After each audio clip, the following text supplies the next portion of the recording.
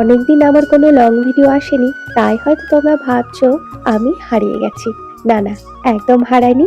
আগে ইন্ট্রোটা দিই, তারপর বাকি গল্প। তাহলে নমস্কার সবাইকে, আমি বিপাশা আমার চ্যানেলে সকলকে স্বাগত জানাই আরও একটা নতুন সুন্দর ব্লগে।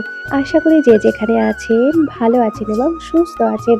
আমি তো আপনাদের আশীর্বাদে আর ঈশ্বরের কৃপায় ভীষণ ভালো আছি।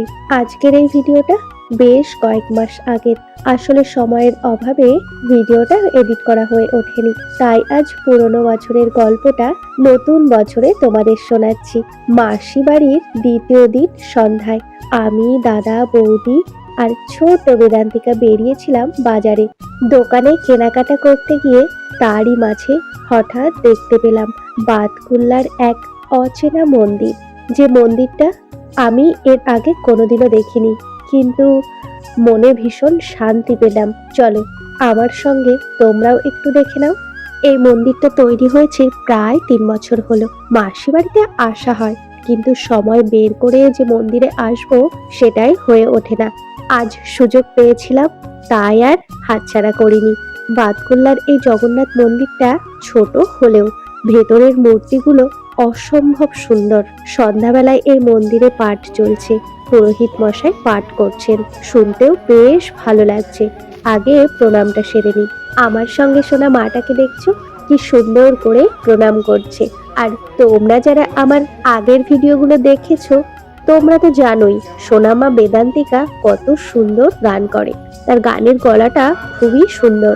এই শান্ত মুহূর্তটা যদি তোমাদের ভালো লাগে তাহলে একটা লাইক দিও, কমেন্টে সোনামায়ের জন্য একটা আশীর্বাদ লিখে যেও, আর এমন সুন্দর মুহূর্তের সঙ্গী হতে চ্যানেলটা সাবস্ক্রাইব করতে কিন্তু ভুলো না।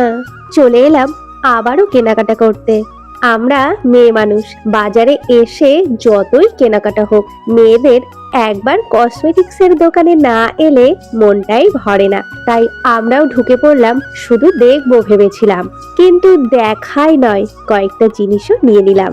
এখানে দেখো সোনামা কি একটা মজার জিনিস নেবে, সেটাই দেখাচ্ছে। এটার নাম নাকি স্লাইম, এক প্রকারের পিচ্ছিল আঠা, জনপ্রিয় খেলনা। আমরা ছোটবেলায় কিন্তু এগুলো দেখিনি। নতুন প্রজন্মের নতুন খেলনা। আমাদের ছোটবেলাটা জিয়ালা গাছ বা সাজনে গাছের আঠা পাটকাঠিতে লাগিয়ে মজার মজার খেলা করতাম। অনেকই তো হলো ঘোরাঘুরি আর কেনাকাটা, এবার একটু পেট পূজার পালা। তাই চলে এলাম বাতকুল্লার খুবই ফেমাস একটা রেস্টুরেন্ট, মশালা জাংশন প্লাস ক্যাফেটেরিয়া। খিদে তো বড্ড পেয়ে গেছে, পেট পূজাটা সেরে নেওয়া যাক। আজ আর আমি একা অর্ডার দিচ্ছি না, সবাই মিলেই ডিসাইড করব এখানকার যেটা বেস্ট সেটাই আজ অর্ডার হবে। বেবিকর্ন খাবে? আমাদের খাবার অর্ডার হয়েছে, এখন একটু অপেক্ষা। এই অপেক্ষার সময়টা মশালা জাংশনের আসল ফিলটা বোঝায়। পরিষ্কার, পরিপাটি আর একদম ক্লাসি। বাতকুল্লায় ভালো খাবারের কথা ভাবলেই একটাই নাম আগে মাথায় আসে, মশালা জাংশন। ফ্যামিলি হোক বা ফ্রেন্ডস, ভদ্র সার্ভিস, শান্ত পরিবেশ, সবাইয়ের জন্যই পারফেক্ট। এখানে পাওয়া যায় বিভিন্ন ধরনের সুস্বাদু খাবার, স্বাদ আর কোয়ালিটি দুটোই একসাথে।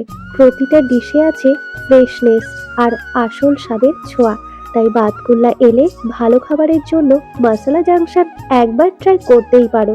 কানে কানে একটা কথা বলি, সত্যি বলতে বেশ কয়েকদিন হয়ে যাওয়ায় আমরা যে দুটো ডিশ অর্ডার করেছিলাম নামটা পুরোপুরি ভুলেই গেছি।